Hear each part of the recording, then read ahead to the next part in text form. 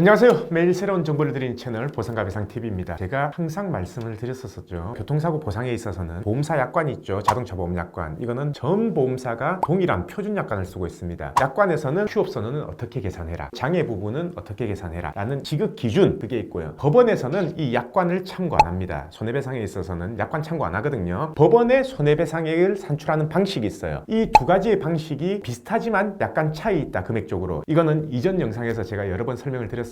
자, 그러면은 보험사는요, 합의를 할 때 무조건 약관대로만 하냐, 법원의 산출 방식은 전혀 신경 안 쓰냐, 그거는 아니고요. 분명히 법원의 산출 방식대로도 이제 산정을 해요. 법원의 산출 방식대로 산정을 해서 합의금을 제시하는 거, 그거를 특인이라고 하는데요. 오늘은 이 특인에 대해서 한번 알아보겠습니다. 보험사가요, 보통 사망사고에 제일 많이 활용합니다. 왜냐? 일반 사고하고 다르게 사망사고는 딱 금액이 정해지잖아요. 예를 들어서 과실이 정해져 있어요. 소득이 정해져 있고 정년이 정해져 있고 나이가 있습니다. 자, 그러면은 보험사가 산정하는 거하고 우리가 산정하는 거하고 법원 산출 방식대로 산정을 하면요, 금액이 똑같게 돼 있어요. 이럴 때는 당연히 합의를 안 될 거 아닙니까? 예를 들어서 유족 측에서 변호사 사무실에 문의를 했습니다. 아, 금액이 3억 나옵니다 라고 했는데 보험사 약관 지급 기준대로 뽑았을 때는 2억밖에 안 나와요. 합의가 되겠어요? 당연히 안 되죠. 그래서 보험사가 이때는요, 보통 특인을 적용을 해서 3억 부분을 보험사도 계산을 합니다. 자, 그러면은 이 3억을 다 주냐? 그건 아니라는 거죠. 그래서 오늘 제가 보험사는 어떻게 이 특인을 산정해서 합의금을 제시하는지 알려드리도록 하겠습니다. 이전 영상에서 말씀드렸었죠. 보상 담당자의 권한이 있어요. 이 담당자의 권한은 뭐냐면요, 약관 지급 기준대로 산출하는 것밖에 없습니다. 초가대로 산정해서 자기 마음대로 소송 가액으로 합의하지를 못해요. 담당자는 약관으로만 계산해서 제시하고 합의가 안 됐을 경우, 합의가 안 될 거다라고 판단되는 경우에는 소송 가액은 산정을 해요. 근데 누구의 허락을 받아야 되냐면 보통 송무팀이나 결제팀이 있습니다. 보험사마다. 결국은 이 서류를 전부 다 송무팀에 보내고 송무팀에서 금액을 계산해서 내려줘요. 담당자한테. 자, 얼마 이내로 합의를 해라, 이렇게 내려주는데 보통 그 비율이 보험사마다 조금 다른데요. 평균적으로 보면요, 사망사고 같은 경우에 소송 가액에서 한 85%에서 90% 정도 금액을 내려줍니다. 자, 그러면은 아까 같은 경우에 예를 들어서 3억이다 손해배상액이 딱 산정했을 때 라고 한다면은 결국 내려오는 금액은 대략 한 2억 6천 7천 정도가 된다라는 거죠. 자, 그러면은 이거는 피해자 측에서 고민을 하게 되는 거죠. 한 6개월 1년 소송해서 3억을 받을 건지, 보험사가 2억 7천 제시하는데 이걸 받을 건지 고민을 하고 합의를 할지 말지를 결정하면 되는데요. 자, 여기서 제가 한번 말씀을 드릴게요. 보험사에서는 2억 7천이잖아요. 예를 들어서 내가 손해사정사를 선임했다. 여기에서 손해사정사 수수료 뭐 한 1,000만 원 빠진다 쳐요. 그러면은 2억 6천이 실제로 받을 수 있는 금액인 겁니다. 자, 근데 우리가 계산했을 때는 3억이에요. 소송을 1년을 했어요. 연 5%의 이율이 붙잖아요. 3억이 한 1,500만 원 정도 되겠죠. 그러면 3억 1,500을 받을 수 있는 거고, 3억에 대한 변호사 비용이 대략 한 1,500 정도 되거든요. 3억 1,500 플러스 변호사 비용까지 하면은 3억 3천이 되겠죠. 자, 그러면은 교통사고 전문 변호사 사무실에서 사망사건 같은 경우에 수임료가 보통 5% 받는 데도 있고 7% 받는 데도 있고 금액에 따라 다르지만 10% 받는 데도 있어요. 평균 7%라고 하면은 변호사 비용을 주더라도 3억 1,000만 원에서 2천만 원 정도가 남는다라는 거죠. 근데 그냥 합의해버리면 어떻게 된다? 2억 6천밖에 못 받는 거잖아요. 그래서 이렇게 산정을 해야 된다라는 겁니다. 뭐가 실익이 될지를 계산을 하는 거고, 만약에 소송하기 싫다, 1년 시간 끌기 싫고 2억 7천만 받겠다 라고 하면은 보험사한테 특인을 요청해서 재심해달라라고 해서 이 금액대로 합의를 하시면 되고, 나는 한 푼도 손해보기 싫다, 안 그래도 우리 가족이 사망 거에 대해서 분하고 억울하고 하나 죽겠는데 보험사에서 10% 빼고 준다라는 건 난 도저히 인정 못한다, 소송을 가서라도 변호사 비용까지 다 청구하겠다 라고 한다면은 소송을 선택하면 되는 겁니다. 자, 사망을 예를 들어서 얘기했지만요, 부상도 마찬가지예요. 중상이든 영구장애가 남는 부상이든 어차피 한시장에는 특이는 없어요. 근데 영구장애가 남는 부상, 중상해 사고, 보험사하고 합의하는 경우는요, 전부 다 약관 지급 기준대로 계산한 겁니다. 판결 금액 기준으로 계산한다 라고 하면은 담당자 선에서는 안 돼요. 무조건 특인이 올라가야 됩니다. 특인이 올라갈 때는요, 두 가지가 있죠. 모든 자료를 보험사에 다 줘야 돼요. 내 소득 자료, 내 의무 기록. 왜냐? 의무 기록을 줘야지만 영구장애냐 아니냐를 보험사가 의료팀에 먼저 심사를 하고요. 장애 여부 심사 나온 결과하고 담당자가 모아놓은 소득 자료라든지 과실 자료, 이런 부분들을 전부 다 특인 심사팀에 올리죠. 그러면은 금액이 결정이 된다라는 겁니다. 그래서 중상해든 영구장애가 예상된다 라고 하면요, 무조건 특인 심사로 올려달라고 하세요. 그리고 한시장애다 라고 하면 특인은 그렇게 의미가 없어요. 보험사 담당자가 이 소송 가액 기준으로 계산할 수 있냐 없냐, 이 부분을 알려드리면요, 담당자는 계산 못합니다. 담당자는 서류를 특인 심사하는 부서로 올리고요, 보통 그게 송무팀 법무팀이거든요. 그래서 그 송무팀 법무팀에서 자, 이 금액 이하로 합의해라 라고 하면 담당자는 그 금액 이하로 합의를 해야 돼요. 만약에 그 금액 이하로 합의 안 됐다 그러면 담당자 어쩔 수 없습니다. 그냥 소송 진행하세요 이렇게 하는 수밖에 없어요. 그래서 오늘은 이 특인이 뭐냐, 뭐냐, 그리고 담당자가 과연 법원 산출 금액 기준대로 산정을 할 수 있냐 없냐, 그 부분에 대해서 알려드렸고요. 내일도 새로운 주제를 가지고 오겠습니다. 오늘 방송 끝까지 봐주신 구독자분들 감사드립니다.